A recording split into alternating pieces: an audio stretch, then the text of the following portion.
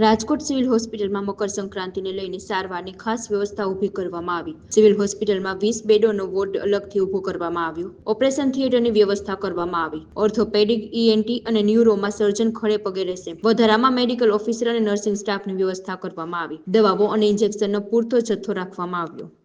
સંક્રાંત નિમિત્તે રાજકોટ પીડીઓ હોસ્પિટલ ખાતે વધારાની ટીમ અમે ગોઠવેલી છે। સર્જરી, ઓર્થોપેડિક સર્જન છે, ન્યુરો સર્જન છે, ઈએનટી સર્જન છે, એની ટીમ ખડે પગે સવારથી રહેશે સાંજ સુધી, અને મેડિકલ ઓફિસર અને નર્સિંગ સ્ટાફની પણ વ્યવસ્થા વધારાની ઊભી કરવામાં આવી છે।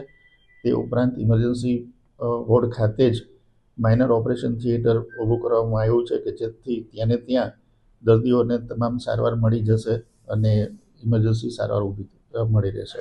સામાન્ય રીતે દર સંક્રાંતે જનરલી છે એ પતંગના દોરાથી કપાયેલા ગળામાં છે કે હાથમાં છે કે બીજી કોઈ જગ્યાએ પતંગના દોરાની ઈજા આવતી હોય છે। અગાસી ઉપરથી પડી જતા બાળકો અને એ પ્રકારની ન્યુરો સર્જરીની, ઓર્થોપેડિક સર્જરીની ઈજાઓ આવતી હોય છે।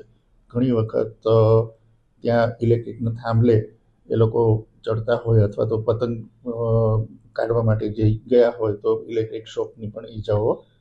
ઇમરજન્સી સારવારની અંદર અમે વધારાના 2 મેડિકલ ઓફિસર અને નર્સિંગ સ્ટાફ રાખેલ છે કે જે તાત્કાલિક સારવાર આપી શકશે। દવાઓ, ઇન્જેક્શન, તમામ વસ્તુઓ અમે રેડી રાખેલી છે। હા, ખાસ વોર્ડ તૈયાર કરેલો છે ને ખાસ ઓપરેશન થિયેટર પણ તૈયાર કરેલું છે। 20 બેડ અમે અત્યારે રાખ્યા છે। જનરલી 10-12 ઇન્જરી આવતી હોય છે, પણ અમે 20 બેડનો એક અલગ વોર્ડ તૈયાર કરીને રાખ્યો છે કે જેથી કોઈ પણ જાતની મુશ્કેલી ઊભી ના થાય।